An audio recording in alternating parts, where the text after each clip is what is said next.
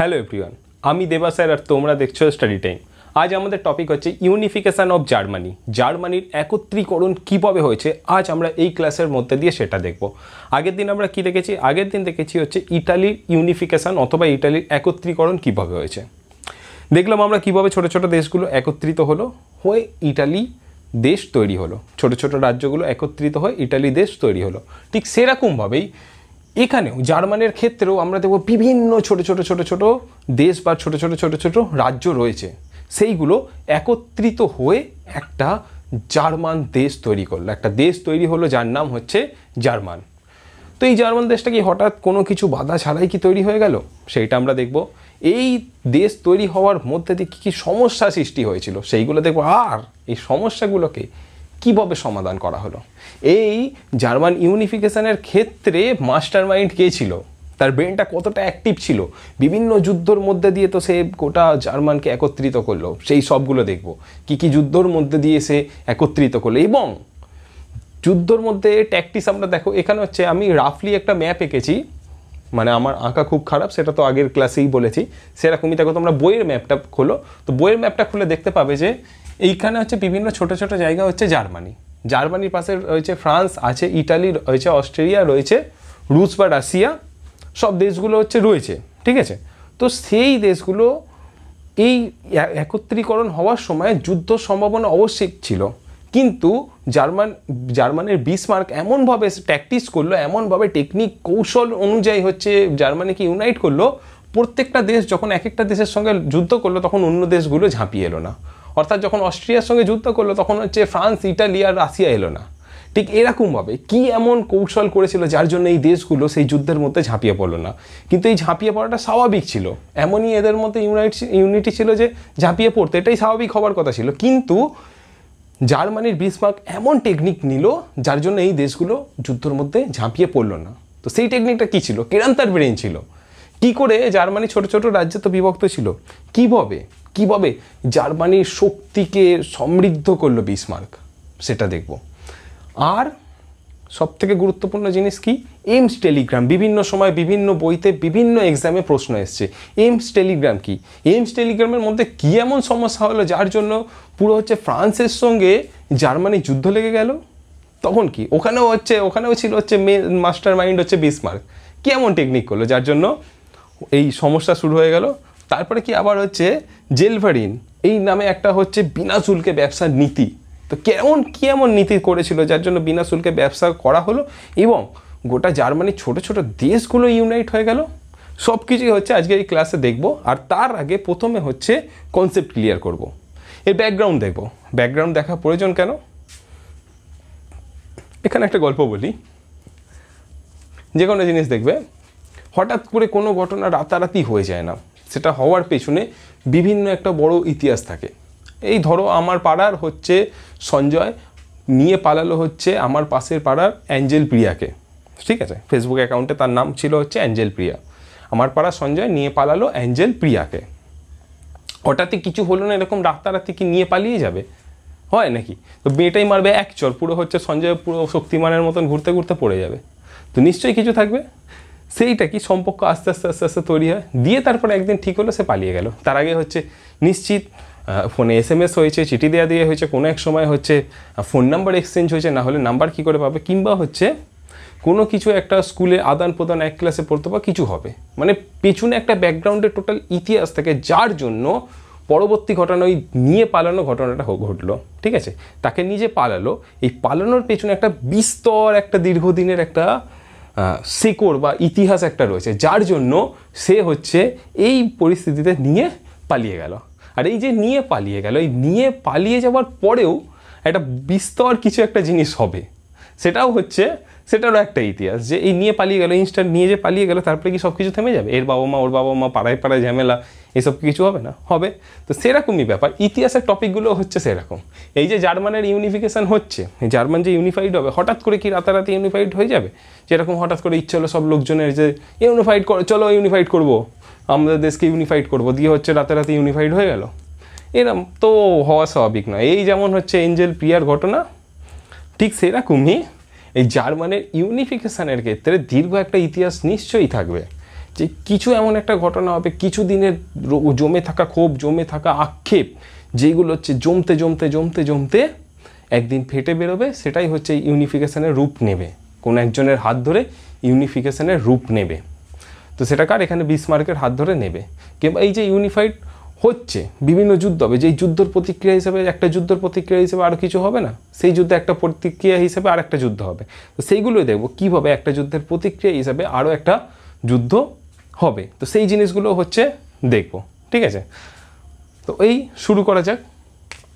তো এইখানে এই টপিকটায় প্রথম থেকে কি বলবো দেখো, এই যে জাতীয়তাবাদী চেতনা, প্রথমে হচ্ছে কি জাতীয়তাবাদী চেতনা। জাতীয়তাবাদী চেতনা বলতে কি, এক অর্থে আমরা ভারতীয়, আমাদের একটা জাতীয় চেতনা, এরকম একটা হচ্ছে আবেগ এই যে জন্মেছে, আমরা ভারতীয়। ইন্ডিয়া কিংবা হচ্ছে অন্য ইন্ডিয়া পাকিস্তানের খেলা হলে কিংবা ইন্ডিয়া অস্ট্রেলিয়া খেলা হলে যে গোটা স্টেডিয়ামে জুড়ে যে এই একটা চিৎকার, এই যে বোধ, এই বোধটা কখন থেকে জাগতে শুরু হলো? 1800 দশকে জাতীয়তাবাদী চেতনা খুব দ্রুততার সঙ্গে বাড়ছিল, ঠিক আছে? কখন থেকে আরও বেশি শুরু হয়? কখন থেকে? এই যে ফরাসি বিপ্লব হলো, মনে আছে? ফরাসি বিপ্লবের আমরা কথা বলেছিলাম, ফরাসি বিপ্লব গোটা টপিক আলোচনা করেছি, গণতন্ত্র প্রতিষ্ঠা হলো। তখন তো এই যে গণতন্ত্র প্রতিষ্ঠা হলো, এই যে রাজার ছেলে রাজা হবে, এই ব্যাপারটা যখন চলে যাচ্ছে, তখন থেকে মানুষের মনে না আমাদের গণতন্ত্র প্রতিষ্ঠা করবে, এই ধারণাটা জমতে শুরু হয়, এই যে ধারণাটা জন্মাতে শুরু হয়, এবং হচ্ছে মানুষ এর জন্য হচ্ছে লড়তে শুরু করে দেয়, আর রাজা রাজা হবে না, এই ব্যাপারগুলো হচ্ছে আসতে থাকে, ঠিক আছে? আর এই চেতনা থেকে জার্মানির ছাত্র সমাজও এগিয়ে এসেছিল, জার্মানির ছাত্র সমাজও এগিয়ে আসছে। যে জার্মানি ছাত্র সমাজ এগিয়ে আসছে বলতে কি, তারাও হচ্ছে এই গণতন্ত্রের প্রতি, জাতীয়তাবাদের প্রতি ভাবধারার চারিদিকে হচ্ছে ছড়িয়ে দিচ্ছে, সবাইকে জাতীয়তাবাদের গল্প বলছে, জাতীয়তাবাদের কথা শোনাচ্ছে, এবং সকলের মধ্যে জাতীয়তাবাদী চিন্তাধারাটা চারিদিকে ছড়িয়ে দিচ্ছে। আর এই আন্দোলনের মূলে কে ছিল? জেনা নগরী। এটা হচ্ছে জার্মানির একটা নগরী, জেনা নগরী, ঠিক আছে? এই আন্দোলনের মূলে ছিল হচ্ছে জেনা নগরী। এবং জার্মানির বিশ্ববিদ্যালয়গুলিতেও ছাত্র সংগঠন গড়ে ওঠে এই জাতীয়তাবাদী ভাবধারা ছড়ানোর জন্য। জার্মানির বিশ্ববিদ্যালয়গুলিতেও হচ্ছে এই সংগঠন গড়ে ওঠে, ছাত্র সমাজের সংগঠন। মেনলি কি, শিক্ষা সংস্থা থেকে, বিশ্ববিদ্যালয় থেকে এই জাতীয়তাবাদী চেতনা ছড়িয়ে পড়ছে। জাতীয়তাবাদী চেতনা কেন ছড়িয়ে পড়ছে শিক্ষা থেকে? শিক্ষাই মানুষকে শেখায় যুক্তিতর্ক। যারা অল্প শিক্ষিত, যারা শিক্ষার আলোয় আসেনি, তাদের মধ্যে কিন্তু সবথেকে বেশি কুসংস্কার থাকে। যখনই শিক্ষার আলো মানুষের মধ্যে থাকবে, তখনই সে যুক্তিতর্কের ভিত্তিতে কোনো জিনিস বিশ্বাস করবে। দেখো, যারা হচ্ছে তোমাদের পাড়ারই, কিংবা দেখতে পারো যে আগেকার দিনে যারা হচ্ছে বেশি পড়াশোনা করেনি, শিক্ষার আলোয় নেই, তারা বিভিন্ন কুসংস্কার আজও মানে। কিন্তু তুমি কি আজ এই কুসংস্কারগুলো মানবে? তুমি তার পেছনে যুক্তি আর তর্ক কিন্তু খুঁজবে। কারণ কি, তুমি সায়েন্স জানো, তুমি জিওগ্রাফি পড়েছো, তুমি যে কোনো অন্ধবিশ্বাসের ক্ষেত্রে তুমি হচ্ছে বিভিন্ন সাবজেক্ট পড়েছো, তুমি জানো যে অন্ধবিশ্বাসগুলো কীভাবে হয়। তুমি সেটা বিশ্বাস করতে গিয়ে দুবার ভাববে, কিন্তু তারা ভাবে না। এটাই হচ্ছে শিক্ষার, হচ্ছে এটাই পার্থক্য। তো বিশ্ববিদ্যালয়গুলি থেকে এই জাতীয়তাবাদী চেতনা গড়ে উঠতে থাকে। এর আগে অবধি কেন গড়ে উঠতো না? আগে অবধি থেকে হচ্ছে রাজাকে পাঠিয়েছে হচ্ছে ভগবান, এরকম হচ্ছে রাজাকে ভগবান পাঠিয়েছে, তো রাজার এগেনস্টে কিছু বলা যাবে না। যখনই শিক্ষার আলো আসে, না ভগবান তো পাঠাচ্ছে, এরকম তো ব্যাপার না, রাজা তো নিজের ইচ্ছে, নিজের মর্জির মালিক হচ্ছে, তো তাহলে গণতন্ত্র প্রতিষ্ঠা হওয়া দরকার। শিক্ষা এই জন্য হচ্ছে খুবই ইম্পর্টেন্ট। দেশপ্রেমের ওপরও বিশেষ গুরুত্ব দেওয়া হয় জার্মানিতে, দেশপ্রেমের ওপরও বিশেষ গুরুত্ব দেওয়া হচ্ছে। এর প্রতিবাদে মেটারনিক কার্লসবার্গ ডিগ্রি ঘোষণা করছে, ঠিক আছে? এর প্রতিবাদে মেটারনিক কার্লসবার্গ ডিগ্রি ঘোষণা করছে। কার্লসবার্গ ডিগ্রি কি? মেটারনিক হচ্ছে অস্ট্রিয়ার চ্যান্সেলর, ঠিক আছে? অস্ট্রিয়া হচ্ছে এই জায়গাটা, ব্ল্যাক জায়গাটা, এটা আমি আসবো। অস্ট্রিয়াকে আর অস্ট্রিয়ার চ্যান্সেলরকে, এটা তো আমি এক্ষুনি আসবো। তো সেটা বলার আগে এখানটা বলে দিচ্ছি যে মেটারনিক কী করছে? কার্লসবার্গ ডিগ্রির মধ্যে দিয়ে কী হচ্ছে? মেটারনিক বলছে যে এই গণতান্ত্রিক ভাবধারাকে প্রচার করা যাবে না, গণতন্ত্র আসতে দেওয়া যাবে না। মেটারনিক একটা অস্ট্রিয়ার চ্যান্সেলর ছিল, চ্যান্সেলর বলতে প্রধানমন্ত্রী। এই মেটারনিক চেয়েছিল যাতে গণতন্ত্র কোথাও না প্রতিষ্ঠা হয়, রাজতন্ত্র টিকে থাকুক। সেই জন্য মেটারনিক বিভিন্ন স্টেপ নিচ্ছে। যখন এখানে দেখছে জাতীয়তাবাদী চিন্তাভাবনাগুলো যখন চারিদিকে ছড়িয়ে পড়ছে, তখন মেটারনিক কার্লসবার্গ ডিগ্রি বা কার্লসবার্গ ঘোষণা নামে একটা ঘোষণা করে দিচ্ছে, যার মধ্যে দিয়ে বলা হচ্ছে এই গণতন্ত্রকে আসতে দেওয়া যাবে না, গণতন্ত্র যেখানে হবে সেখানেই দমানো হবে, সংবাদপত্রের স্বাধীনতা সব কিছু কেড়ে নেওয়া হচ্ছে, ঠিক আছে? আবার সপ্তদশ শতকের মাঝামাঝি সময় থেকে সাহিত্যিক, দার্শনিক, শিল্পী এবং সঙ্গীতের মধ্যে দিয়েও জাতীয়তাবাদী ভাবধারার বহিঃপ্রকাশ করা হয়, ঠিক আছে। আর এদের মধ্যে হচ্ছে কি ফিস্টো, হেগেল, কান্ট, স্টেইন, বেহামার প্রমুখরা জাতীয়তাবাদী আদর্শকে তুলে ধরতে থাকছিল, ঠিক আছে। কখন কি দেখো মেটারনিক এইসব করছিল, কিন্তু ফেব্রুয়ারি বিপ্লব যখন হলো তখন হচ্ছে মেটারনিক দেশ ছেড়ে পালিয়ে গেল ইংল্যান্ডে। তারপর থেকে আবার জাতীয়তাবাদী চিন্তাভাবনাগুলো চারিদিকে পুরো হচ্ছে বহিঃপ্রকাশ হচ্ছিল, ঠিক আছে। তো এই হচ্ছে ব্যাপার, জাতীয়তাবাদীর দিকটা দেখলাম। এবার হচ্ছে একটু আমরা আসবো ম্যাপের দিকে। দেখো ম্যাপ হচ্ছে তোমরা বইতে খোলো, বইতে খুলে হচ্ছে বইটা দেখো, দেন হচ্ছে আমি এখানে বলছি তোমরা একটু মিলিয়ে দেখে নাও, কারণ হচ্ছে আমার আঁকা ম্যাপের সঙ্গে বইয়ের সঙ্গে মিলবে না, কিন্তু কোন দিকটায় কোন কিছু রয়েছে সেইগুলো হচ্ছে একটুখানি জিওগ্রাফিক্যাল স্ট্রাকচারটা বুঝিয়ে দেওয়ার জন্য আমি ম্যাপটা এঁকেছি। তো দেখো আগের দিন হচ্ছে ইটালির ইউনিফিকেশান হচ্ছে আমরা দেখেছিলাম, ঠিক আছে। ইটালির ইউনিফিকেশান দেখতে গিয়ে কী দেখলাম যে দুটো রাজ্যর আন্ডারে, পিডমন্ট সার্ডিনিয়ার আন্ডারে হচ্ছে গোটাই ইটালি ইউনিফাইড হচ্ছে। ইটালি দেশটা ছিল হচ্ছে এরকম নিচের দিকে, ঠিক আছে। ইটালির পাশেই ডান দিকেই থাকবে হচ্ছে অস্ট্রিয়া, ঠিক আছে। আর এই বাঁ দিকে থাকবে হচ্ছে ফ্রান্স, অস্ট্রিয়া ফ্রান্স। এই ওপর দিকে রয়েছে, এই অস্ট্রিয়ার পাশেই রয়েছে জার্মান, ঠিক আছে। জার্মানেরই ইউনিফিকেশান আজকে পড়বো, জার্মানের ইউনিফিকেশান আজকে পড়বো। জার্মানের মধ্যে একটা শক্তিশালী জায়গা যার হাত ধরে গোটা জার্মানি ইউনিফাইড হবে, জার্মানির মধ্যে একটা রাজ্য হচ্ছে প্রাসিয়া, ঠিক আছে, ঠিক আছে। জার্মানির মধ্যে একটা রাজ্য হচ্ছে প্রাসিয়া। আর এই পাশেই রয়েছে হচ্ছে রাশিয়া।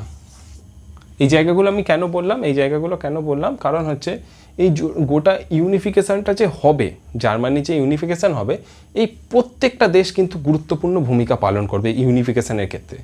কারোর সঙ্গে কারো যুদ্ধ হবে, কোনো সময় কেউ আটকাতে যাবে, এই সব কিছু জিনিসগুলো হচ্ছে গুরুত্বপূর্ণ ভূমিকা পালন করবে। তাই জন্য হচ্ছে এই জায়গাটা আমি বলে দিলাম। তো আরেকটা জিনিস এবার তোমাদেরকে আরেকটা জিনিস এখন আরেকবার ক্লিয়ার করে দিচ্ছি। এই ব্যাকগ্রাউন্ডে যদি আমরা দেখি ইউনিফিকেশানটা কেন হচ্ছে, তো ব্যাকগ্রাউন্ডে দেখতে গেলে প্রথমে হচ্ছে দেখবো হচ্ছে নেপোলিয়ান যখন আক্রমণ করলো, সেইখান থেকে যাচ্ছি, নেপোলিয়ান থেকে ধরছি, ঠিক আছে। নেপোলিয়ান যখন জার্মানিকে আক্রমণ করলো তার আগে জার্মানি ছোট ছোট 300টার মতন ছোট ছোট রাজ্যে বিভক্ত ছিল, ঠিক আছে। এবার নেপোলিয়ান আসছে কি তার সব কটাকে হচ্ছে অ্যাটাক করছে, ছোট ছোট 300টা রাজ্যকে অ্যাটাক করছে, অ্যাটাক করে হচ্ছে বড় বড় কতগুলো বড় বড় 39টা রাজ্যে বদলে দেয় এবং হচ্ছে রাইন সংঘ তৈরি করে, একটা রাইন সংঘ বলে একটা সংগঠন করে দেয়। অর্থাৎ 300টা ছোট ছোট রাজ্য ছিল এই জার্মানিটায়, টোটাল জার্মানিটায় 300টা ছোট ছোট রাজ্য ছিল। সেই রাজ্যগুলোকে কি করছে নেপোলিয়ান এসে হচ্ছে ধারাধার সবকটাকে অ্যাটাক করলো, অ্যাটাক করে একটা বড় বড় 39টা রাজ্যে কনভার্ট করে দিল, ঠিক আছে। 39টা রাজ্যে কনভার্ট করলে কেন, কারণ হচ্ছে নেপোলিয়ানের সেখানে নিজস্ব স্বার্থ কিছু থাকবে, যে বিভিন্ন ছোট ছোট জায়গা থাকলে হচ্ছে শাসন করা দুষ্কর ব্যাপার হয়ে যাবে, কত জায়গায় কত কিছু লক্ষ্য রাখবো, তার থেকে ভালো বড় 39খানা করে দিয়ে হচ্ছে তাহলে আমাকে শাসন ব্যবস্থাটা কন্ট্রোল করতে খুব সুবিধা হবে। এবং একটা রাইন সংঘ বানিয়ে দেয়, যে এই জার্মান জায়গাটাকে হচ্ছে কন্ট্রোল করা যাতে সুবিধা হয়, তার জন্য একটা হচ্ছে রাইন সংঘ বানিয়ে দেয়। এই যখন বানিয়ে দিচ্ছে এখানটাতে এই সব কিছু যে করে দিচ্ছে, তখন কি জার্মান মানুষদের মনে কিছু কি খটকা লাগবে না? তখন থেকেই জার্মান মানুষদের মনে হচ্ছে ইউনাইট হওয়ার ব্যাপারটা একটু আদ্রু করে হচ্ছে জমতে থাকছিল। কেরম কি, বিভিন্ন ছোট ছোট জায়গা ছিল বলেই তো একটা বৈদেশিক শক্তি এলো, এসে হচ্ছে আক্রমণ করলো, করে হচ্ছে তাদেরকে আরও মানে তারা কি হচ্ছে তাদের কবলে পড়ে গেল। যদি একটা বড় দেশ থাকতো তাহলে কি তাদের কবলে পড়ে যেত না? পড়তো না। এইসব ব্যাপারগুলো, এবং যত ইউনাইট হবে তত হচ্ছে তারা শক্তিশালী হবে। ছোট ছোট 300টা জায়গা থেকে বড় বড় 39টা জায়গা হওয়া হচ্ছে অনেক ভালো, তারা অনেকটা বেশি শক্তিশালী হলো, তারা অনেকটা বেশি সংগঠিত হলো, হ্যাঁ কি না? একটা দেশলাই কাঠি কিংবা একটা ঝাঁটার কাঠি ছোট্ট এরকমভাবে নিয়ে হচ্ছে ভেঙে দাও, ভেঙে যাবে, কিন্তু যখনই তুমি 50টা ঝাঁটার কাঠি নিয়ে এরকমভাবে ভাঙতে যাও অনেকটাই কষ্ট হবে। ঠিক হচ্ছে ইউনিফিকেশনের ব্যাপারটা সেরকমই। আর তখন থেকে এই নেপোলিয়ানের অ্যাটাক থেকে নেপোলিয়ান যখন এই বিভিন্ন ছোট ছোট জায়গাকে অ্যাটাক করেছে, বড় বড় কয়েকটা জায়গায় পরিণত করে দিল, বড় বড় 39টা জায়গায় যখন পরিণত করে দিল, তখন থেকেই এই মানুষের মধ্যে ইউনিফাইড হওয়ার দিকটিও জাগরিত হতে শুরু করলো। ঠিক আছে, এই তো হলো, এটা সবই ঠিক আছে, কিন্তু এরপরে কি হলো? নেপোলিয়ন কি সব দিন চলে গেল? না, নেপোলিয়নের একটা টাইমে পতন হলো, battle of Waterloo. Battle of Waterloo, যখন ব্যাটেল অফ ওয়াটারলুতে নেপোলিয়নের পতন হলো, তখন কি হচ্ছে? আগে চ্যাপ্টারগুলো পড়েছে, সব কিছু মনে পড়ছে তো তোমাদের? তখন হচ্ছে ভিয়েনা কংগ্রেস, ভিসি লিখলাম, ঠিক আছে? তখন হচ্ছে তৈরি হচ্ছে ভিয়েনা কংগ্রেস। ভিয়েনা কংগ্রেসে এরা সব কিছু আশা করেছিল, জার্মানি কেন ইটালিও আশা করেছিল যে তাদেরকে স্বাধীন দেশের মর্যাদা দেয়া হবে ভিয়েনা কংগ্রেসে। ভিয়েনা কংগ্রেসটা কেন হয়েছিল এটা একটুখানি ছোট্টভাবে বলে দিই তোমাদের। ভিয়েনা কংগ্রেস এই জন্যই হয়েছিল যে যখন নেপোলিয়নকে হারানো হলো, নেপোলিয়ন তো চারিদিকে বিভিন্ন দেশকে হচ্ছে দখল করেছিল, বিভিন্ন দেশকে দখল করে হচ্ছে নিজের সাম্রাজ্যভুক্ত করেছিল। এই যখন নেপোলিয়নকে ব্যাটেল অফ ওয়াটারলুতে হারানো হয়, এই অস্ট্রিয়া, তারপর হচ্ছে রাশিয়া, এইসব যেই সব বড় বড় দেশগুলো হচ্ছে তোমার হচ্ছে নেপোলিয়নের এগেনস্টে ছিল, তারা যখন নেপোলিয়নকে হারানোর ফলে যারা তারা একটা পার্টি করবে। কি পার্টি? এই পার্টির নাম দিল হচ্ছে ভিয়েনা কংগ্রেস। মানুষকে দেখালো যে তারা বিশ্বে যাতে আর এরকম যুদ্ধ না হয়, শান্তির জন্য, সব জায়গায় যাতে উন্নতি কী করে, তার জন্য তারা বইটা করছে। আদপে সেটা ছিল না, তারা এই জন্যই ছিল যে এই নেপোলিয়নের আন্ডারে যেই সকল দেশগুলোকে ছিল, যেই দেশগুলো হচ্ছে নেপোলিয়নকে হারালো, তারা কোন দেশটাকে কতটা ছিঁড়ে খাবে, তা নেপোলিয়ন সাম্রাজ্যকে নিজেদের মধ্যে ভাগ বটোয়ারা করার জন্য এই ভিয়েনা কংগ্রেস তৈরি করা হয়েছিল। এই ভিয়েনা কংগ্রেস যখন তৈরি করা হলো, তখন ইটালির বিভিন্ন জায়গায় ইটালির মানুষেরাও যেমন ভেবেছিল, ইটালি ইউনিফিকেশনের আগের দিনের ক্লাসের কথা বলছি, ইটালির মানুষেরা যেমন ভেবেছিল যে তাদেরকে স্বাধীনতা দেওয়া হবে, তাদেরকে স্বাধীনতার মর্যাদা দেওয়া হবে, কিন্তু তারা পায়নি। ঠিক সেরকমভাবেই জার্মানকেও সেরকম কিছু, জার্মানকে হচ্ছে স্বাধীনতার কোনো কিছু দেয়া হলো না। জার্মানকে একটা বলে দুর্বল সংগঠন বলে হচ্ছে জার্মানকে ছেড়ে দেওয়া হলো। দুর্বল সংগঠন বলে অস্ট্রিয়াকে এদের একটা পার্মানেন্ট মেম্বার করে যা কিছু সিদ্ধান্ত নেবে সেখানে হচ্ছে অস্ট্রিয়াই থাকবে, এরকম একটা ব্যাপার করে, যে অস্ট্রিয়া সর্বা ওখানে, জার্মানির ছোট ছোট হচ্ছে কতকগুলো সংগঠনের রূপ একটা, এরা হচ্ছে রাষ্ট্রের মর্যাদা কখনো পেতে পারে না, এরকম একটা অপমানজনক বিভিন্ন কথা বলে তাদেরকে রেখে দেওয়া হলো। আর তাদের মাথার ওপরে মাথার মুকুট হিসেবে চাপিয়ে দেওয়া হলো এই অস্ট্রিয়া নামক দেশটাকে। অস্ট্রিয়াকে কেন চাপানো না? অস্ট্রিয়া নামক দেশটা নেপোলিয়নের এগেনস্টে যুদ্ধ করেছিল। অস্ট্রিয়ারই চ্যান্সেলর হচ্ছে এই মেটারনিক, যিনি হচ্ছে এই ভিয়েনা কংগ্রেসের সভাপতি ছিলেন। ভিয়েনা কংগ্রেসের সভাপতি ছিলেন হচ্ছে মেটারনিক। মেটারনিক কি চাইতো? রাজতন্ত্র। এখানে গণতন্ত্র প্রতিষ্ঠা নেপোলিয়ন মেটারনিক চাইতো না? চাইতো না। মেটারনিকই হচ্ছে ভিয়েনা কংগ্রেসের সভাপতি ছিলেন, এবং মেটারনিক এই জার্মানির ওপর প্রভুত্ব স্থাপন করার বিভিন্ন স্টেপগুলো নিল। ঠিক আছে, তাহলে ভিয়েনা কংগ্রেস এই জার্মানিকেও একত্রিত হতে দিল না। তাহলে কি জার্মানির মনে হচ্ছে রাগ জমবে না? জমাটা স্বাভাবিক। জার্মানির মনে রাগ জমবে, জার্মানি ধীরে ধীরে ধীরে ধীরে একত্রিত হওয়ার দিকে এগোবে।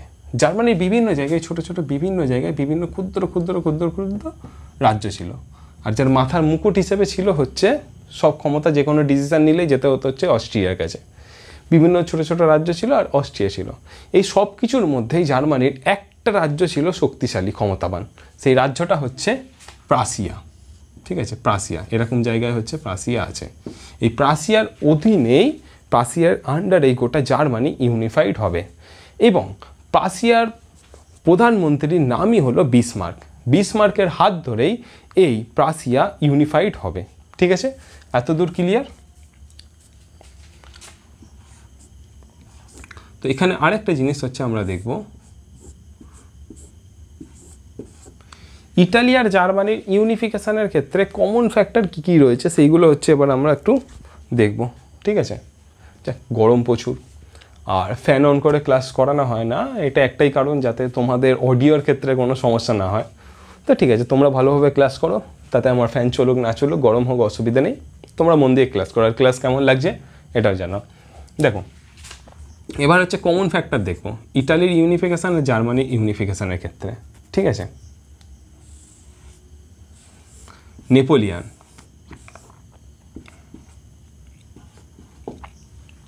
নেপোলিয়ন কমন ফ্যাক্টর কিসে? ইটালির যেই সব জায়গাগুলোকে ছোট ছোট ক্ষুদ্র ক্ষুদ্র রাজ্য ছিল সেগুলোকে ইউনিফাইড করে হচ্ছে একটা নিজের আন্ডারে রাখলো কে? সেটা হচ্ছে নেপোলিয়ন। নেপোলিয়ন ইটালির বিভিন্ন রাজ্যকে হচ্ছে দখল করেছিল। তখন হচ্ছে এই দখল করেই হচ্ছে সেখানের মানুষেদের একত্রিত হওয়ার কনসেপ্টটা জাগিয়ে দিয়েছিল হচ্ছে নেপোলিয়ান।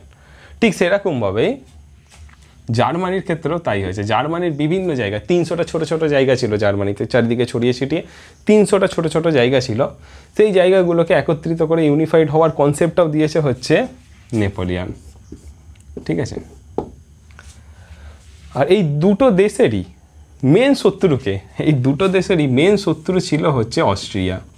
ঠিক আছে, এই ইটালি ইউনিফিকেশনের ক্ষেত্রেও প্রথম যুদ্ধ, ইটালি যখন ইউনিফিকেশন হলো, প্রথম যুদ্ধ এই রিজিয়নটা ইটালি দখল করে রেখেছিল হচ্ছে অস্ট্রিয়া। অস্ট্রিয়া হ্যাবসবার্গ সাম্রাজ্য এই জায়গাটাতে হচ্ছে ছিল, মনে আছে আগের দিনের ক্লাসে আমরা দেখলাম। তো প্রথম যুদ্ধ কার সঙ্গে হয়েছিল? অস্ট্রিয়ার সঙ্গে। ঠিক সেরকমভাবে জার্মানির ওপরে এই প্রভুত্ব বিস্তার করে রয়েছে কোন দেশটা, কোন দেশটার এগেনস্টেই প্রথমে সমস্যা সব কিছু শুরু হবে, সেটাও হচ্ছে অস্ট্রিয়া।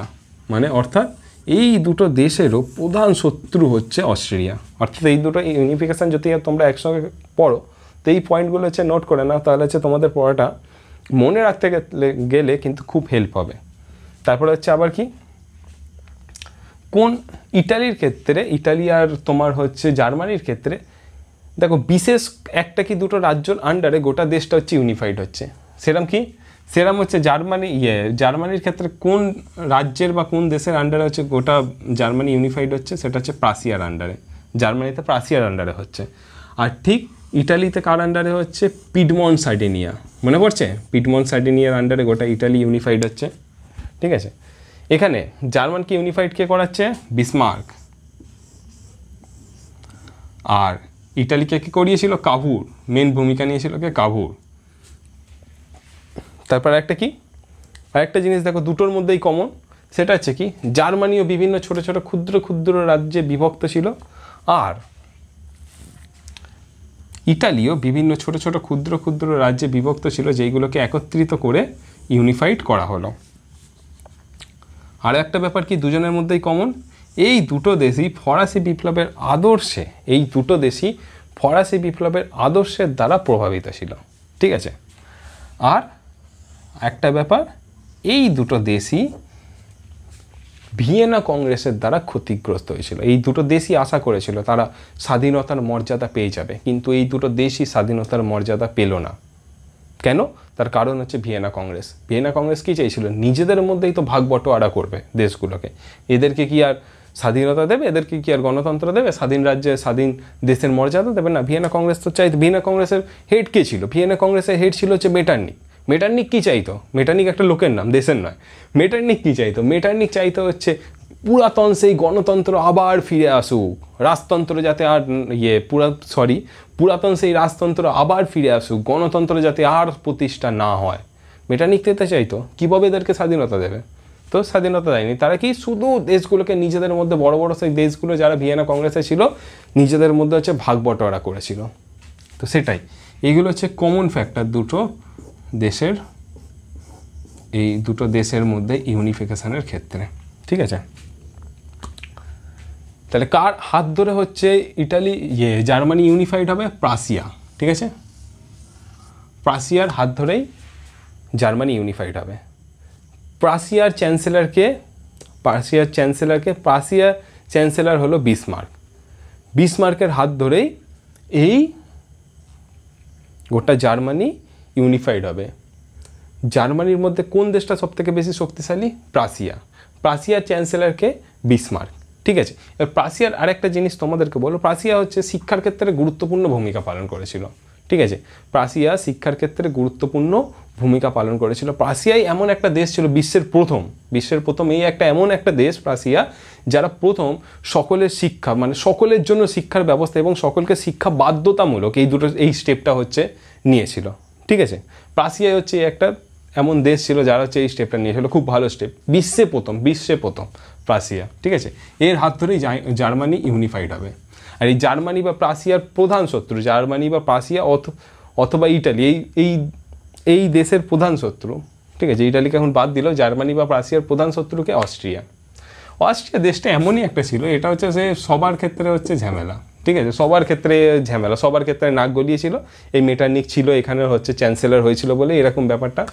এর পরবর্তী সময় প্রথম বিশ্বযুদ্ধ কেন হয়েছিল জানো? প্রথম বিশ্বযুদ্ধ তো আমরা এই ইতিহাস পড়তে পড়তেই এগোবো। ওয়ার্ল্ড ওয়ার 1 কেন হয়েছিল? ডিউক হচ্ছে কি? ডিউক হচ্ছে একটা ড্রিঙ্ক আসে আমাদের, দেখেছো? পুরো হচ্ছে খাওয়া যায়, আমাদের লোকাল এখানে ড্রিঙ্ক। সো সেই ড্রিঙ্কের নাম হচ্ছে ডিউক। কিন্তু ডিউক হচ্ছে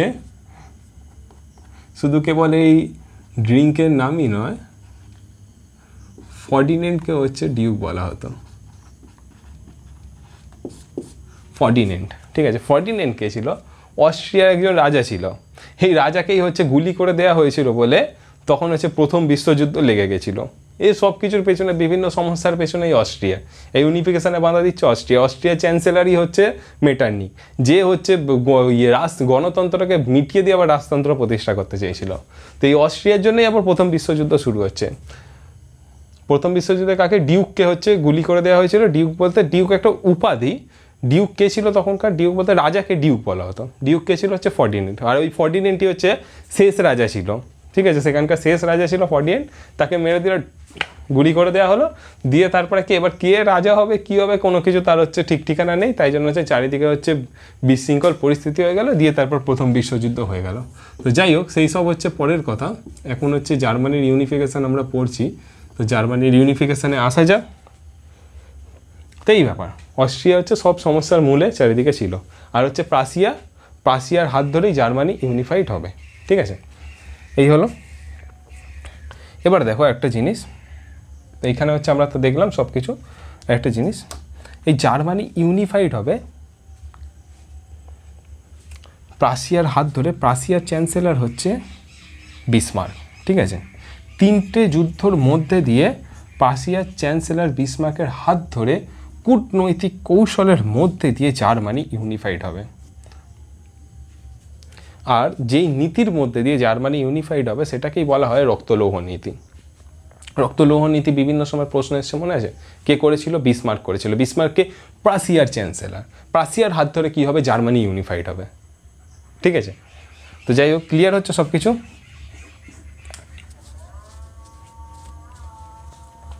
কিন্তু এরকম যে ইউনিফাইড হবে, হঠাৎ রাতারাতি ইউনিফাইড হয়ে যাবে এরকম তো ব্যাপার নয়। এর পেছনে হচ্ছে কিছু একটা কারণ থাকবে, যে কখন থেকে মানুষের মধ্যে এই বোধটা আরও বেশি জাগরিত হতে শুরু করবে যে আমরা ইউনিফাইড হব। এই বোধটা কখন থেকে জাগরিত শুরু করবে? এর জন্য একটা দেখো টেকনিক নেওয়া হচ্ছে, একটা অর্থনৈতিক নীতি নেওয়া হচ্ছে। সময় তখন হচ্ছে 1819, ঠিক আছে? অর্থনৈতিক ঐক্যের জন্য জেলভেরেইন নামে এক শুল্ক সংঘ স্থাপিত করা হয়, ঠিক আছে? প্রাশিয়ার নেতৃত্বে এক শুল্ক সংঘ স্থাপিত করা হচ্ছে, জেলেভেরেইন নাম, ঠিক আছে? জেলেভেরেইন একটা হচ্ছে নীতি, একটা শুল্ক স্থাপিত হচ্ছে। আর এটা কে করছে? এটা হচ্ছে অর্থনীতিবিদ ম্যাজেন এর উদ্যোগে এটা হচ্ছে। এটা ব্যাপারটা কেরাম, এই গোটা জার্মানিতে বিভিন্ন ছোট ছোট ছোট ছোট রাজ্য ছিল, ঠিক আছে? এদের হতো কি, রাজ্যের হচ্ছে বিভিন্ন সীমা ছিল। এই সীমার মানুষ ওখানে গেলে মেরেই ফেলবো তোমাদের, এই সীমা থেকে ওই সীমাতে আমার সীমায় আসছো, দিয়ে তাই জন্য কি তোমাকে হচ্ছে আবার ট্যাক্স দিতে হবে। এরকম কি ছোট ছোট রাজ্য ছিল। বিভিন্ন এক রাজ্য থেকে অন্য রাজ্য যেতে গেলে গিয়ে হচ্ছে তাদেরকে ট্রেডিং করতে গেলে বা তাদেরকে ব্যবসা করতে গেলে বিভিন্ন ট্যাক্স দিতে হতো, ঠিক আছে? এটা খুবই, এর জন্য কি মালপত্রেরও দাম বাড়তো এবং একটা হ্যাপা বা কি বলবো, একটা সমস্যা, জটিলতা হচ্ছে অনেকটা বেশি ছিল। তো তখন কি এই জেলভেরিন নামক হচ্ছে একটা শুল্ক সংঘ স্থাপিত হলো। এই শুল্ক সংঘ কী করবে, যে এই জেলভেরিন শুল্ক সংঘের মধ্যে যে যে দেশগুলো আসবে, প্রথমে একটা তারপরে দুটো এরকম করে আস্তে আস্তে অস্ট্রিয়া বাদে বাকি সব দেশগুলোই হচ্ছে এর আন্ডারে চলে আসবে। এখানে আমি অনেক সময় দেশ অনেক সময় রাজ্য বলছি, কারণ কি ছোট ছোট ছোট ছোট অংশ ছিল, অনেকে নিজেকে দেশ বা রাজ্য বলতে, এইগুলো সবই একত্রিত হয়ে ইউনিফাইড হবে। তাই জন্য অনেক সময় দেশ অনেক সময় রাজ্য বলছি। যেমন হচ্ছে আরেকবার যদি আরেকটুখানি তোমাদের ক্লিয়ার করে দিই এই টপিকটা ঢোকার আগে, সেটা হচ্ছে কি, যে আমরা রয়েছি ওয়েস্ট বেঙ্গলে, রয়েছি হচ্ছে পাশে হচ্ছে উড়িষ্যা, বিহার, ইউপি, সব হচ্ছে বিভিন্ন রাজ্য রয়েছে। আজ থেকে ভাবো 300 বছর আগে, তো 300 বছর আগের কথা বলছি, আজ থেকে ভাবো হচ্ছে 300 বছর আগে, তখন হচ্ছে বিভিন্ন রাজ্য রয়েছে। কোন এক রাজা বা হচ্ছে কোন এক মন্ত্রী এলো, যে হচ্ছে যে বললো যে সব জায়গাগুলোকে দখল করে একটা দেশ বানাবো হচ্ছে ভারত। তো সেরকমই তখন কি আমরা তখন এই বাংলাটাকে কি বাংলা একটা দেশ বলবো কিংবা হচ্ছে বিহার একটা দেশ, এরকমই হচ্ছে কনসেপ্টটা আসবে। তো সেরকমই এই আলোচনাটাও কিন্তু হচ্ছে সেরকম আজ থেকে 300 বছর আগের আলোচনা। সেই অর্থে অনেক সময় দেশ অনেক সময় রাজ্য বলে থাকছি। এই প্রাচী অনেক সময় দেশ অনেক সময় রাজ্য বলে থাকছি। প্রাচী হচ্ছে একমাত্র শক্তিশালী এই গোটা জার্মানির মধ্যে, ঠিক আছে। এই ছোটো ছোটো ছোটো ছোটো জায়গা ছিল, এইগুলোই হচ্ছে ইউনাইট হবে, হয় হচ্ছে একটা গোটা দেশ বড় দেশ জার্মানি তৈরি হবে। তো সেরকমই এই কি ছোটো ছোটো জায়গাগুলোতে ভাবো আজকে আমি ওয়েস্ট বেঙ্গল থেকে বিহারে ব্যবসা করতে যাচ্ছি কিংবা ওয়েস্ট বেঙ্গল থেকে উড়িষ্যায় ব্যবসা করতে যাচ্ছি, প্রত্যেকটা বর্ডারে আমাকে এক গাদা ট্যাক্স দিতে হচ্ছে। তো এরকম একটা ব্যবস্থা আনা হলো যে একটাই ট্যাক্স হবে, কিন্তু আমি এই রাজ্য থেকে উড়িষ্যায় যাই না কেন আমাকে আলাদা বর্ডার ক্রস করার জন্য আলাদা ট্যাক্স দিতে হবে না। তাহলে কি এটা হচ্ছে জটিলতা কমলো। আর এর ফলে কি একটা নির্দিষ্ট ট্যাক্স হবে, এর ফলে কি গোটা একটাই ট্যাক্স দিতে হবে, এই বর্ডার ক্রসের জন্য এরকম কোনো কিছু ট্যাক্স হবে না। এর ফলে কি সম্পর্ক বাড়লো যে আমার এখানকার জিনিস আমার স্টেটের জিনিস পাশের স্টেটে গেলো বিনা খুবই কম খরচে, ওই স্টেটের এলো হচ্ছে আমার এখানে বিনা বাধায় বর্ডার ক্রস করার জন্য হচ্ছে চেকিং ফেকিং করতে হলো না, বিনা বাধায় সব কিছু যাওয়া আসা করলো।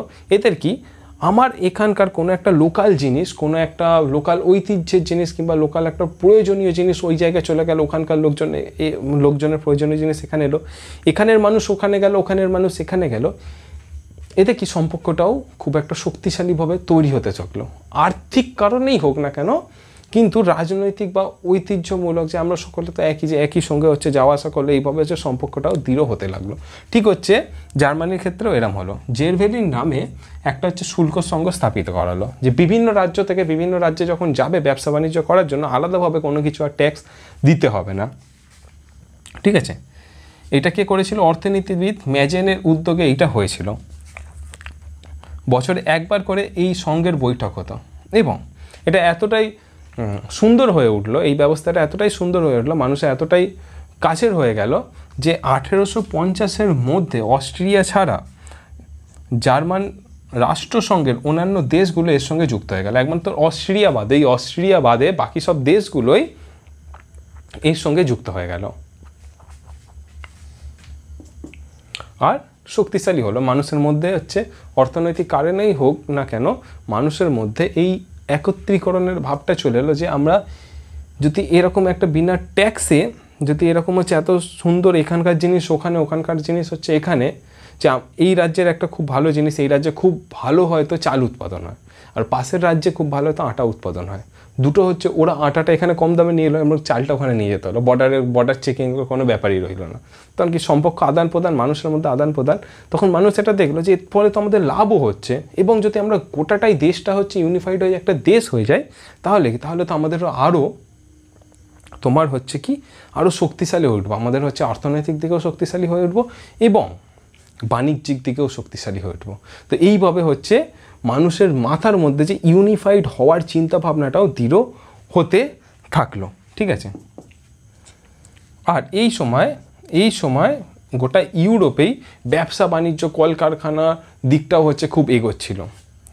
আর পার্সিয়ার আন্ডারে একটা জায়গা ছিল রুর, ঠিক আছে, এখানে প্রচুর কয়লা এবং খুব ভালো লোহাও পাওয়া যাচ্ছিল। আর এর সঙ্গে বিসমার্ক, মনে আছে তো বিসমার্ককে, এর সঙ্গে বিসমার্ক কী চেয়েছিল? বিসমার্ক চেয়েছিল তো হচ্ছে জার্মানিকে ইউনিফাইড করবে।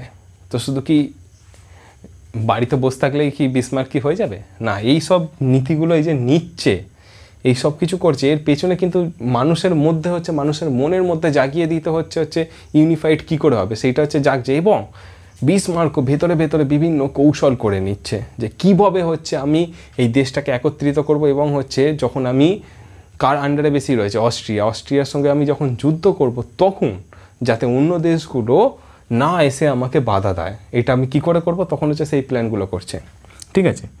এই মানুষের মধ্যে তো ঐক্য। আর যখন হচ্ছে ব্যবসার দিকে খুব উন্নতি হলো, গোটা ইউরোপে যখন ব্যবসা চলছে তখন হচ্ছে জার্মানির আন্ডারে এই দেশগুলো হচ্ছে খুব ব্যবসার দিকে উন্নতি করছে। আর হচ্ছে রুর নামক একটা এরিয়াতে লোহা কয়লা খুব ভালো পাওয়া যাচ্ছে। তখন বিসমার্ক চলে যাচ্ছে হচ্ছে রাশিয়ার কাছে, ঠিক আছে, রাশিয়ার সঙ্গে চুপি চুপি গোপন ডিল করে নিচ্ছে, ঠিক আছে, আমি আপনার সঙ্গে তো এইসব কিছু রিলেশান খুব ভালো হচ্ছে, আমরা আপনাকে এইভাবে হচ্ছে মালপত্র দিতে থাকবো, আপনি আমাদেরকে মালপত্র দিতে থাকবেন, কোনো ব্যাপার নয়। কিন্তু একটা ব্যাপার যে আপনার সঙ্গে তো অস্ট্রিয়ার খুব ভালো সম্পর্ক, তো তো তাহলে যদি আমাদের সঙ্গে তো অস্ট্রিয়ার একটু আধটু খারাপ সম্পর্ক হচ্ছে, আপনি এই আমাকে শুধু প্রতিশ্রুতিটা দিয়ে দিন, যখন আমি অস্ট্রিয়ার সঙ্গে যুদ্ধ করবো তখন হচ্ছে আপনি অস্ট্রিয়ার হয়ে একটু যাবেন না। তো রাশিয়া বলে যে আমার তো ওর সঙ্গে বেশ আমাকে তো জার্মানি তো সব কিছু জিনিসপত্র দিচ্ছে, তো আমাদের ব্যবসায়িক লাভই হচ্ছে, ঠিক আছে চলো অস্ট্রিয়া জার্মানি আমি তোমাকে প্রতিশ্রুতি দিয়ে দিলাম, তোমার যখন অস্ট্রিয়ার সঙ্গে ঝামেলা হবে তখন আমি যাব না। এইভাবে হচ্ছে এই রাশিয়ার সঙ্গে প্রতিশ্রুতি নিয়ে নিল, ঠিক আছে। এই প্রতিশ্রুতিটা এবার কোথায় কাজে লাগবে সেটা হচ্ছে এবার আমি তোমাদেরকে বলবো। বিভিন্ন স্টেপের মধ্যে দিয়ে কি বিভিন্ন যুদ্ধর মধ্যে দিয়ে জার্মানি একত্রিত হলো। তো তার প্রথম যুদ্ধটা কি চলো এটা বলবো, কিন্তু একটু আমি জল খেয়ে নিয়ে আগে।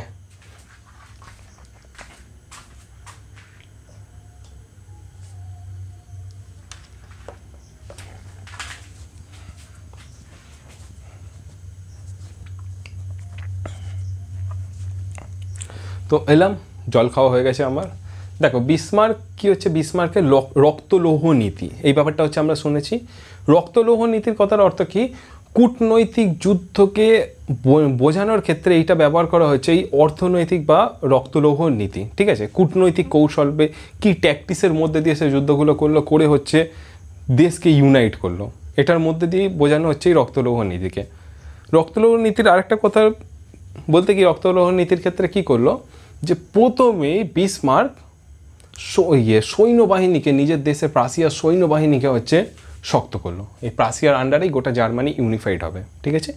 প্রাসিয়ার সৈন্যবাহিনীকে প্রথমে হচ্ছে শক্ত করলো। শক্ত করার পর একটা অজুহাত তো খুঁজতে হবে যে শক্তি সৈন্যবাহিনীকে শক্ত করা হয়েছে, এবার হচ্ছে চলো ট্রাই করা যাক, বন্দুকটা বানিয়ে নিলাম, এবার গুলি করা যাক।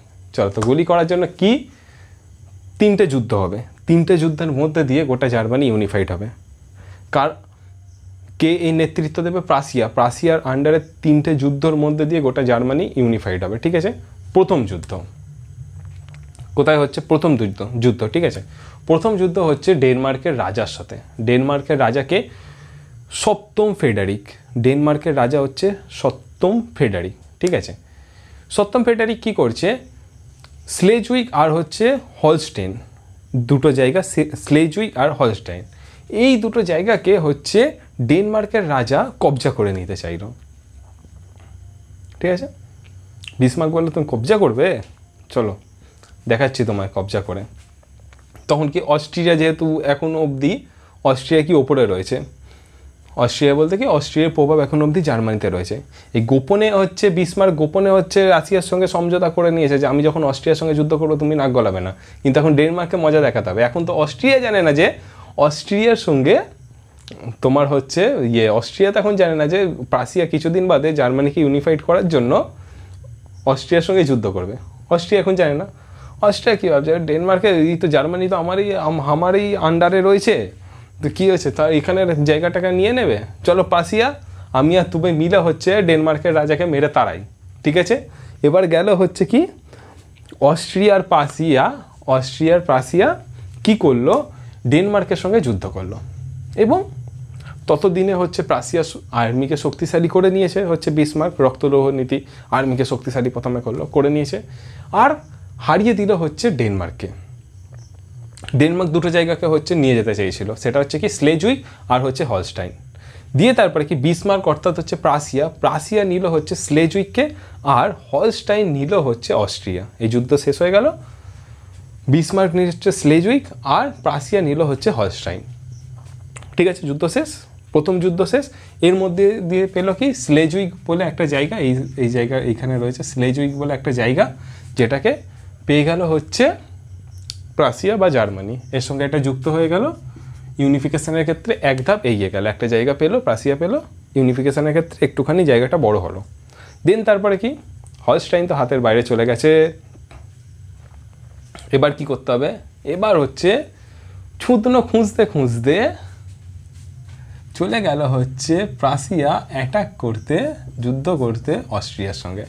কিন্তু এখানে হচ্ছে তার আগে আরেকটা জিনিস, সেটা কি, যেমনটা আগে বললাম প্রাসিয়া এর মধ্যেই কিন্তু হচ্ছে রাশিয়ার সঙ্গে বলে দিয়েছে যে তুমি হচ্ছে অস্ট্রিয়ার সঙ্গে যুদ্ধ হলে তুমি এসো না বাবা, আমি তোমাকে তো হচ্ছে যেরকম হচ্ছে আমাদের বিজনেস রিলেশন খুব ভালো রয়েছে হবে, তো রাশিয়া বলে দিয়েছে ঠিক আছে থাক আমি তোমাদের যুদ্ধ হলে আমি আসবো না। ঠিক সেরমভাবে প্রাশিয়ার চ্যান্সেলর হচ্ছে বিসমার্ক, খুবই হচ্ছে মানে ব্রেন হচ্ছে হেভি চলতো। সেই জন্য কি ফ্রান্সের কাছে তিনি একজন আগে থেকে হচ্ছে একটা নিজের লোককে বসিয়ে রেখেছিলেন। নিজের লোককে সেটা হচ্ছে ফ্রান্স জানতো না, ফ্রান্সের রাজাকে অ্যাডভাইস দেওয়ার জন্য সে একটা লোক বসিয়েছিলেন, সেটা হচ্ছে ফ্রান্স জানতো না। এদিকে প্রাশিয়া হচ্ছে অফিসিয়ালি হচ্ছে একটা নোটিশ পাঠালো, নোটিশ পাঠিয়ে হচ্ছে আবেদন করলো ফ্রান্সকে যে স্যার আমার সঙ্গে এরকম অস্ট্রিয়ার যুদ্ধ হচ্ছে, যদি এই যুদ্ধে আপনি অংশগ্রহণ না করলেই আমরা খুব ভালো হবে, এর জন্য আমি আপনাকে গিফট দেবো বা কিছু, এরকম হচ্ছে ব্যাপারটা করলো।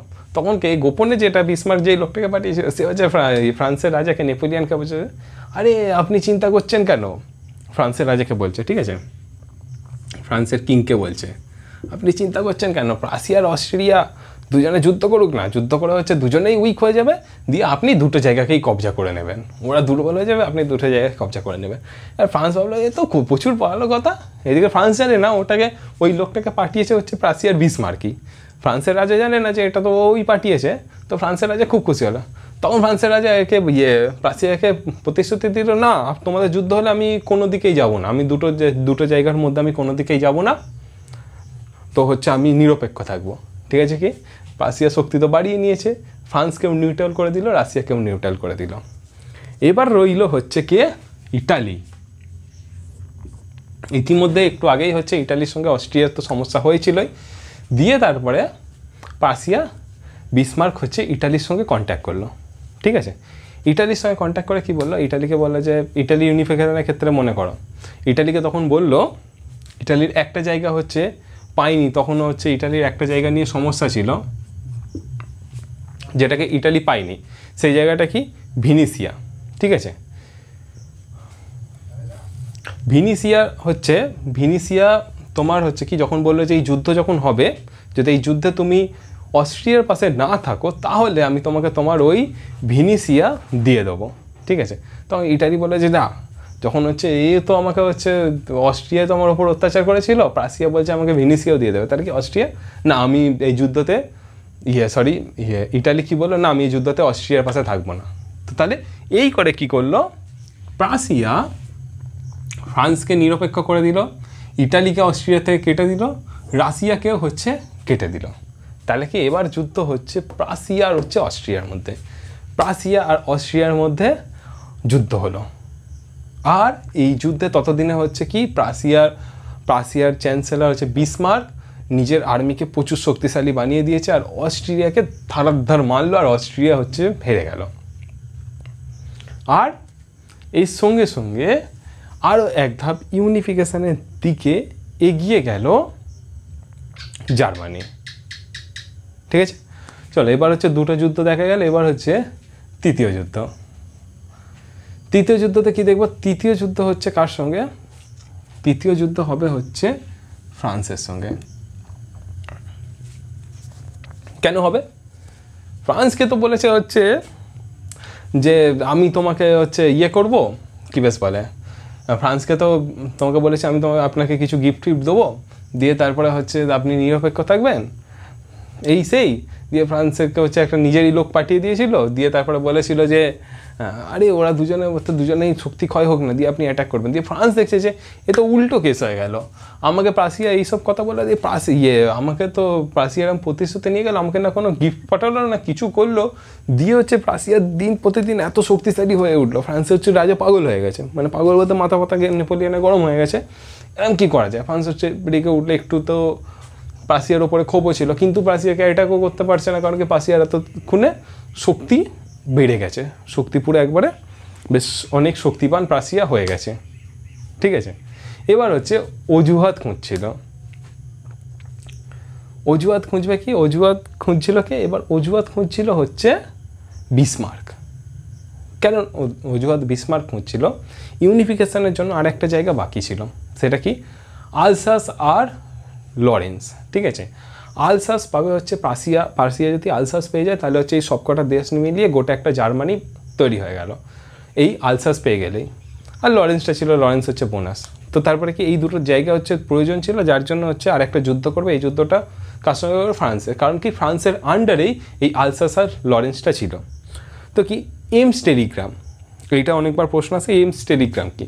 এমস টেলিগ্রাম নিয়েই হচ্ছে এই সমস্যা শুরু হয় এবং যুদ্ধ হয়। এই যুদ্ধর মধ্যে দিয়ে ফ্রান্স হেরে যায়। এই যুদ্ধে ফ্রান্স হেরে যায়, তার কারণ কি? ততদিনে ফ্রান্সের আর্মি দুর্বল ছিল এবং হচ্ছে প্রাসিয়ার আর্মি প্রবল শক্তিশালী ছিল, আর তার মধ্যে হচ্ছে বিসমার্কের হচ্ছে ব্রেন আরও শক্তিশালী। তো এই যুদ্ধে ফ্রান্স হেরে যায় এবং আলসাস পেয়ে যায় হচ্ছে প্রাসিয়া এবং লরেন্স পায় হচ্ছে ইটালি। লরেন্স কেন ইটালি পায়? কারণ হচ্ছে এই যুদ্ধে হচ্ছে প্রাসিয়া ইটালির সঙ্গে কন্ট্যাক্ট করে নিয়েছে যে তুমি আমার সঙ্গে থাকো, তোমাদের তো হচ্ছে একটা জায়গা দরকার আছে, সেই জায়গায় ইউনিফিকেশনের জন্য যেটা প্রয়োজন ছিল, তুমি আমার সঙ্গে যুদ্ধ থেকে যাও, দিয়ে ফ্রান্সের এগেনস্টে যুদ্ধ করো, দিয়ে যুদ্ধ করে তোমাকে তাহলে ওই জায়গাটা দিয়ে দেবো আর আমি এই জায়গাটা নিয়ে নেবো, ঠিক আছে? আমি আলসাস নিয়ে নেবো, তুমি লরেন্স নিয়ে নেবে। ফ্রান্সের এগেনস্টে যুদ্ধ করলো এবং হচ্ছে আলসাস লরেন্সকে ভাগ করে নিল। তো এইভাবে হচ্ছে জার্মানির ইউনিফিকেশান কমপ্লিট হলো। এবার হচ্ছে আরেকটা টপিক, সেটা কি? Ems telegram. এমস টেলিগ্রাম কি? এমস টেলিগ্রামটা তোমাদেরকে বলে দিই। স্পেনের সিংহাসন নিয়ে একটা সমস্যা দেখা দিয়েছিল, ঠিক আছে? স্পেনের সিংহাসন নিয়ে কে পরের উত্তরাধিকারী বসবে, স্পেনে এইটা নিয়ে হচ্ছে একটা সমস্যা দেখা দিয়েছিল, ঠিক আছে? এই সমস্যা যখন দেখা দিয়েছিল তখন হচ্ছে ফ্রান্সের রাজা নেপোলিয়ন হচ্ছে তোমার প্রাসিয়ার রাজা উইলিয়ামের কাছে তার দূত পাঠায় এবং এই দূতকে এই হিসেবেই পাঠানো হয়েছিল যে এই উত্তরাধিকারী নিয়ে সমস্যা হলে আপনার সহযোগিতা চাই বলে, এরকম হলে একটা হচ্ছে দূত পাঠিয়েছিল। তো সেই দূত যখন যায় তখন হচ্ছে প্রাসিয়ার রাজা উইলিয়াম এমস নামক জায়গায় হচ্ছে বিশ্রাম করছিল। তো তাই জন্য হচ্ছে প্রথমে তো দেখা না হলেও পরে হচ্ছে সেই দূতের সঙ্গে প্রাসিয়ার রাজার দেখা হয়, ঠিক আছে? প্রাসিয়ার রাজা সেই দূতের সঙ্গে দেখা হয়। সেই দূত যখন সেই সমস্যার কথা জানছে যে উত্তরাধিকারী সমস্যা, এরকম উত্তরাধিকারীর সমস্যা হয়, তো এইখানে আপনার হচ্ছে হেল্প করলে হচ্ছে আমরা ভালো হয়। তখন হচ্ছে খুব ভালো করে কথাবার্তার সঙ্গেই তোমার হচ্ছে প্রাসিয়ার রাজা হচ্ছে তাকে জানায়, দূতকে জানায় যে আমি এই ব্যাপারে কোনো কিছু হস্তক্ষেপ বা সাহায্য আপনাকে করতে পারবো না। তো সেটা চলে যায়। প্রাসিয়ার রাজা প্রথম উইলিয়াম এই যা ঘটনা ঘটেছে সেই সব কিছু একটা টেলিগ্রাম করে বিসমার্ককে পাঠায়। বিসমার্ক কী করে? পরের দিন বিসমার্কের কাছে যখন এই টেলিগ্রামটা যায়, 13 জুলাই 1817 যখন এই টেলিগ্রামটা যায়, বিসমার্ক কী করে? বিসমার্ক জানে যে এই আলসাস আর আলসাসকে নিতে হবে, তবে হচ্ছে জার্মানি ইউনিফিকেশান কমপ্লিট হবে। বিসমার্ক তখন কী করে? টেলিগ্রামের কিছু শব্দ পাল্টে দেয়। কিছু শব্দ পাল্টে দিয়ে পরের দিনে নিউজ পেপারে 13 জুলাই 1817 নিউজ পেপারে এমনভাবে পাবলিশ করে যাতে মনে হয় যে ফ্রান্স তার রাষ্ট্রদূত পাঠিয়েছিল, রাষ্ট্রদূত হচ্ছে প্রাসিয়ার রাজার কাছে যায়, এমস নামক জায়গায় হচ্ছে যায় এবং ফ্রান্সের রাষ্ট্রদূত যখন সাহায্য দেয় তখন প্রাসিয়ার রাজা তাকে অপমান করে তাড়িয়ে দিয়েছে। এইটা হচ্ছে চারিদিকে নিউজ পেপারে পুরো হচ্ছে চারিদিকে ছড়িয়ে যায়। এই খবর যখন ছড়িয়ে যায় তখন হচ্ছে ফ্রান্সের জনগণ ক্ষুব্ধ হয়ে যায়, এরকমভাবে প্রাসিয়া আপনাকে অপমান করলে আপনি চুপ করে বসে থাকবেন, যুদ্ধ করতেই হবে। তখন ফ্রান্সের ক্ষমতা কম, এদিকে প্রাসিয়ার শক্তিশালী আর্মি হচ্ছে প্রচুর ক্ষমতা পান, এদিকে ফ্রান্সের ক্ষমতা কম। তখন এক প্রকার বাধ্যই হয়েছিল, ফ্রান্সের রাজা এক প্রকার বাধ্যই হয়েছিল জনগণের চাপে প্রাসিয়ার সঙ্গে যুদ্ধ করতে। প্রাসিয়ার সঙ্গে এই যুদ্ধ হয়, থার্ড যেই ব্যাটেলটার কথা বললাম, এই ব্যাটেলটার যুদ্ধ হয় যে প্রাসিয়ার সঙ্গে ফ্রান্সের, এবং ইটালিকে তখন হচ্ছে প্রাসিয়া এমনিতেই হচ্ছে ব্রেন প্রচুর বিসমার্কের, প্রাসিয়া তখন তার আগেই ইটালির সঙ্গে কন্ট্যাক্ট করে নিয়েছে, এই যুদ্ধে তুমি হচ্ছে নাক গলাবে না, তাহলে তোমাকে দিয়ে দেবো হচ্ছে লরেন্স আর আমি নিয়ে নেবো হচ্ছে আলসাস। এই যুদ্ধ হয়, আলসাস আর লরেন্স হচ্ছে কে নিয়ে নেয় হচ্ছে প্রাসিয়া, নিয়ে হচ্ছে আলসাস নিজের কাছে রাখে এবং হচ্ছে লরেন্স দিয়ে দেয় ইটালিকে। আর এইভাবেই কমপ্লিট হয় জার্মানির ইউনিফিকেশান। চ্যাপ্টারটা অনেক বড়, আলোচনাটা অনেক বড় হয়েছে, কিন্তু আলোচনাটা বড় করার পেছনে আমার একটাই উদ্দেশ্য থাকে, যাতে তোমাদের কনসেপ্ট সম্পূর্ণভাবে ক্লিয়ার হয়। তো আজকের কনসেপ্ট ক্লিয়ার হয়েছে কিনা অবশ্যই আমাকে জানাও, যদি ভালো লাগে খারাপ লাগে যাই হোক সেটা হচ্ছে আমাকে জানাও। আর তবে আজ এতটাই, দেখা হচ্ছে পরের ক্লাসে। আর হ্যাঁ, আমার FBID দিয়ে দিলাম, কারো যদি কোনো কিছু সমস্যা PDF সংক্রান্ত কিছু থাকে, প্রশ্ন থাকে দিও। আর আজকের ক্লাসটা কেমন হয়েছে সেটা কমেন্ট বক্সে অবশ্যই বলো। দেখা হবে পরের ক্লাসে। আজ এতটাই। আর একটা জিনিস কি, সেটা হচ্ছে কেবল ইতিহাস নয়, অন্যান্য সাবজেক্টের ক্লাসও আমাদের চ্যানেল স্টাডি টাইমে হতে থাকছে, সেই সবগুলো দেখতে পারো। ভালো লাগলে লাইক, শেয়ার, সাবস্ক্রাইব। আর নতুন করে কিছু বলছি না, তবে আজ এতটাই। দেখা হচ্ছে পরের ক্লাসে। চলো, টাটা।